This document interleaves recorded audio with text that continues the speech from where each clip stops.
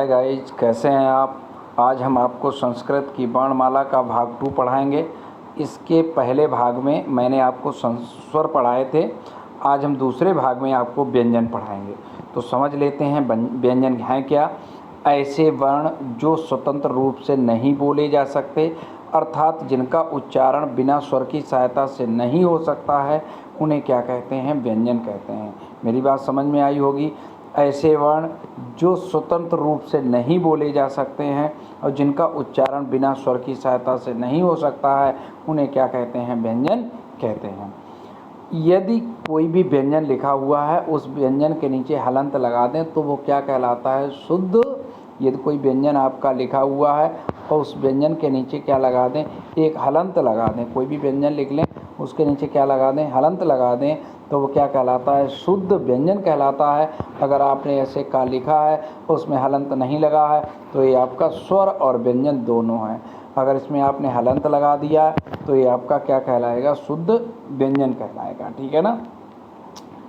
इसके बाद बात आती है कि सभी जो व्यंजन हैं वो हल प्रत्याहार के अंतर्गत आते हैं। आगे चल के हम आपको प्रत्याहार पढ़ाएंगे। और ये सभी व्यंजन जो किसके अंतर्गत आते हैं? हल प्रत्याहार के अंतर्गत आते हैं। इसीलिए इन व्यंजन वर्णों को हम लोग हल भी कहते हैं। ठीक है ना। और व्यंजनों की कुल संख्या कितनी होती है? 33 होती है। ये 33 जो व्यंजन हैं वो महेश्वर सूत्र में, जो आपका हैवर्ट से लेकर हल तक 10 महेश्वर सूत्र हैं, उसमें उसका वर्णन किया गया है। हैवर्ट से लेकर हल तक 10 महेश्वर सूत्रों में इन व्यंजन वर्णों का वर्णन किया गया है। आगे देखते हैं ये व्यंजन कितने प्रकार के होते हैं। व्यंजन मुख्य रूप से 3 प्रकार के होते हैं। नंबर 1 स्पर्श व्यंजन, जिसमें आपके 25 वर्ण होते हैं। नंबर 1 आपका क्या है? स्पर्श व्यंजन है, जिसमें 25 वर्ण होते हैं। दूसरा अंतस्थ व्यंजन है, जिसे क्या कहते हैं? जिसमें 4 वर्ण होते हैं। और जिसमें उष्म व्यंजन है, इसे क्या कहते हैं? इसमें कितने वर्ण होते हैं? 4। ठीक है ना। उष्म व्यंजन को हम लोग शल प्रत्याहार में के अंतर्गत आते हैं, इसीलिए शल कहा जाता है।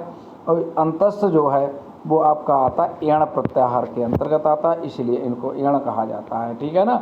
इसके बाद एक अन्य व्यंजन है जो संयुक्त व्यंजन है, जो दो व्यंजनों को मिलाकर बनाए जाते हैं। ठीक है ना। जिसे क्या कहते हैं? संयुक्त व्यंजन कहते हैं। और संयुक्त व्यंजन में वर्णों की संख्या कितनी होती है? 3 होती है।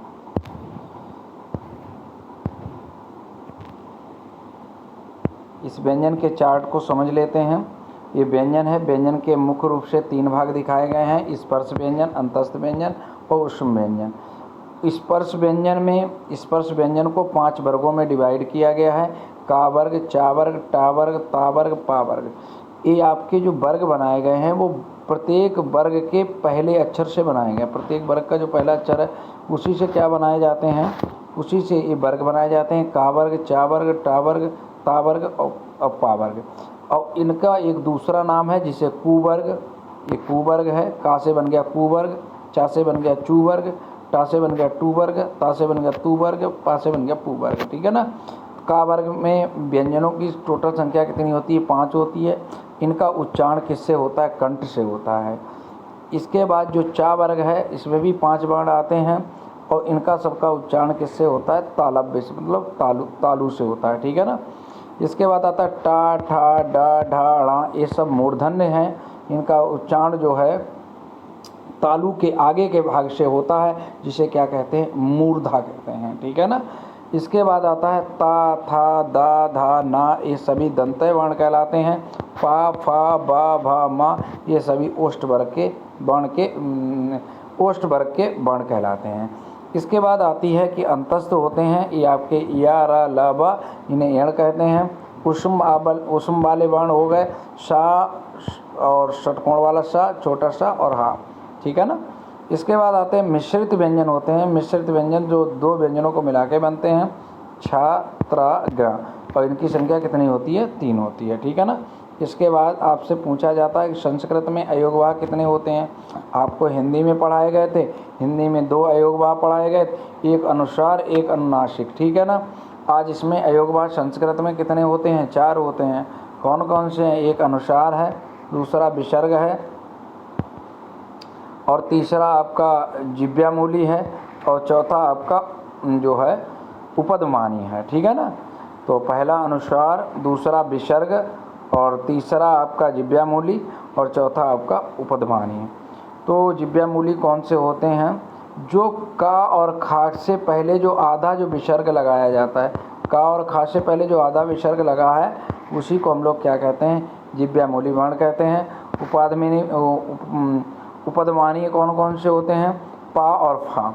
ठीक है ना। पा और फा से पहले जो आधे विसर्ग लगे होते हैं के समान लिखा होता है उसे क्या कहते हैं? उपधमानी वर्ण कहते हैं। आज के भाग में बस इतना ही, मिलते हैं अगले भाग में।